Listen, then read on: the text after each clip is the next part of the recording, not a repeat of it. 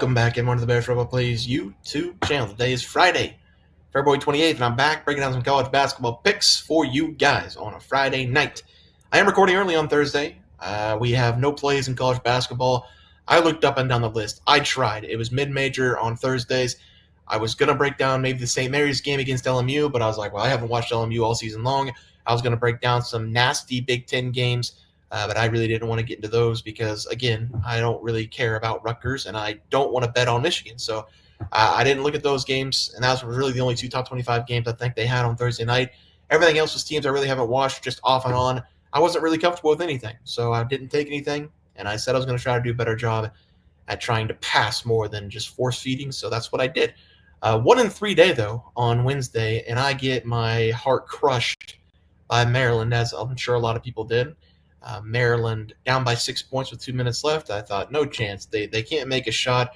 They're defending decently. Michigan State also couldn't make a shot, but Maryland cuts it to 0, 55-55. They get a stop. Gillespie, rebound. Gillespie, 7 seconds. Gillespie, nearly a half-court shot. What the hell were we doing with 4 seconds left in the game? That's your first problem. Second problem, no box out because nobody really thought he was going to shoot the ball from 40 feet away with 4 seconds left in the game. Should have drove immediately. I don't know what he was thinking. They're just kids. You should have drove immediately. I don't know what the problem was there. Michigan State rebound. Three-quarter court shot. You can call it a half-court shot if you want. Michigan State made 2 threes the entire game. This ball went off the fingertips, and it didn't hit anything but the net. I mean, it was the cleanest shot Michigan State had all game. It was the best shot Michigan State had all game. They probably just should have shot half-court shots the entire game because that's the only shot they seems like they can make. So they get it on a half-court shot. March is here almost. Felt like a March Madness moment, 58-55 in a disgusting low-scoring game. Has not changed my opinion on Maryland. They just could not make a shot. They were playing good defense. They were getting decent shot attempts. Couldn't make any mid-range. Couldn't make any threes. Just brutal for Maryland there. Gillespie over the assists had 3 in that game. We did get the win with Vanderbilt outright, by the way, going up against Texas A&M. Took them plus 7.5. That's a bad loss for A&M, but it's a great win for Vanderbilt. They probably, with that win, get themselves into the playoffs at an at-large bid. So I don't think they need any help anymore. I don't think they might need to win a game in the conference tournament, but I don't think so. I think they're just in now. They're a very good team. That was a really good win for them. I think they're just fine. And then Kobe Bree was the last play of the night, and he had 9 points in the first half, and he didn't score again in the second half as Kentucky barely fins off Oklahoma on the road. So that was a really bad loss. So 1-3 could have easily been 3-1. But, we just got to roll with the punches. Got to roll with the punches going into Friday. That was the Wednesday recap. Didn't take anything Thursday. Let's go take a look at the picks for Friday. UCLA going up against Purdue. If you've been with the channel, you know I hate Purdue. One of the worst teams.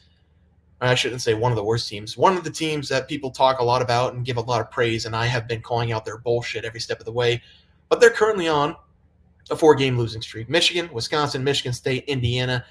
Last game was at Indiana. They scored 8 points in the first 14 minutes of the second half as Indiana went up 29-8 in the second half, and from there it was just over. Purdue had no chance to come back. This is the game, I think. Purdue's lost 4 in a row. The skid is there. It feels a lot like the Michigan game where they're favored by 3.5, 4.5 points, and they're just going to come out and be up 23-5 before UCLA can even blink. UCLA is a decent team. UCLA's been pretty good over the last several games. They had that mid-season. Cronin went on the mic and said, if these kids don't want to play, I can't force them to play. And then all of a sudden, the kids started to play. That's exactly how it works. They did a little reverse psychology on them, and it always works for the youngins. They went on like a 7 or 8 game winning streak, but they've lost to Illinois and they lost to Minnesota in 2 of the last 4 games. Got a good win against Ohio State in the last one. I just think Purdue is going to come out with a lot of energy. They're going to be back at home, 4-game skid. Feels a lot like the Michigan game, where they're going to be up by 20 points in the first 10 minutes. So I'm taking Purdue here, even though I hate them, even though I do think they're not a very good team. I'm taking Purdue. Lawyer, Trey Kaufman-Renn going to be big in this game for them. Give me Purdue, minus 4.5 as the first play. Second play, disgusting.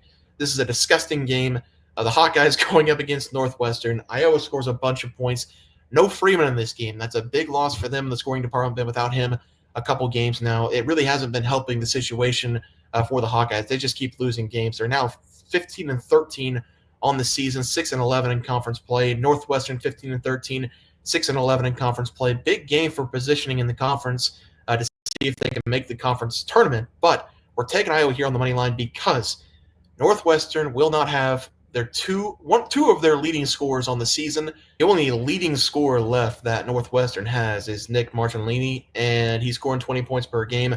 Barnheiser's been on the shelf for a while, 17.1 points per game. Then they lost Leach 2 games ago. That's another 14.3 points per game.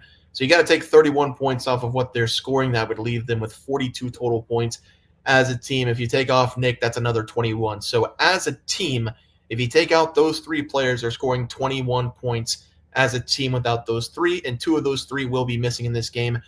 Probably still going to get a lot of easy points going up against this Hawkeyes defense. I mean, they're one of the worst defenses in the country.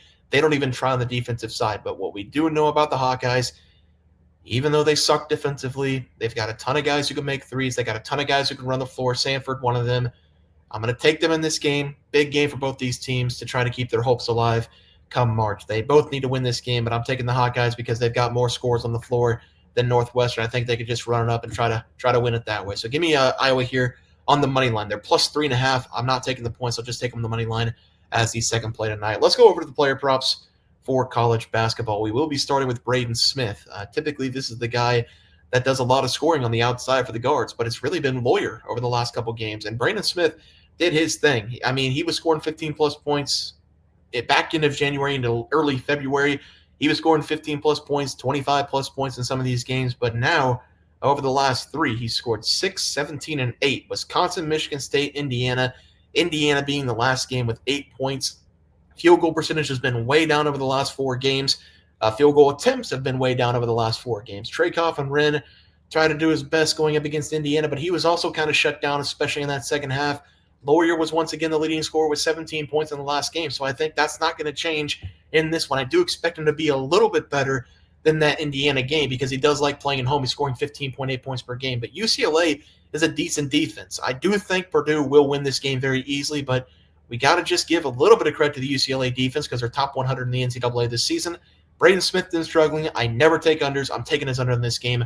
Under 15.5 points is my guess for the first player prop of the day. And for the second one, Kobe Johnson of UCLA, 8.4 points per game.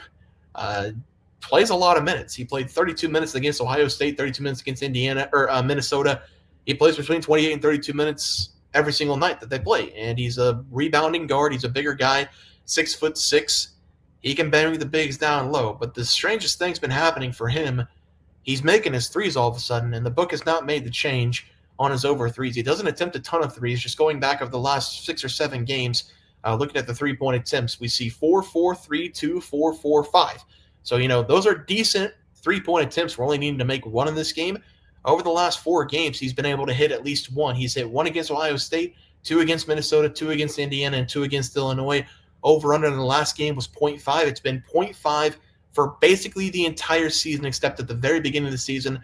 This will not change. I'm going to take the over 0.5 made threes for him going up against Purdue. I like that he's taken a lot of threes. For a lot of threes for him, he's taken 4+ threes in 3 consecutive games. Just need him to knock down 1. Give me the over total threes for Kobe Johnson as the final play of the day. Let's go to that recap graphic. I am taking both player props in the same game, but the only other player prop I can think of was maybe Sanford for Iowa or Dix, and he has not been nice to me, so I just decided to stay away from that. But we're going Purdue here, minus 4.5. I think they, you got to stop the bleeding somewhere. Lost 4 in a row. This is a good game for them to do that. Back home going up against UCLA. Iowa on the money line. They're plus 3.5. I'll take them on the money line. Northwestern scoring is just gone. There's just no more scoring besides Nick. We're going to take Braden Smith under his total points, 15.5 is my guess, and then Kobe Johnson over 0.5 made threes. Just got to hit 1. He's hit 1 in 4 consecutive, make it 5 consecutive in that game against Purdue. Guys, that's going to do it for the NCAA basketball picks and props for Friday, February 28th slate of games. If you guys enjoyed the content, please share this video and subscribe channel below. See you guys next video, and thanks for watching.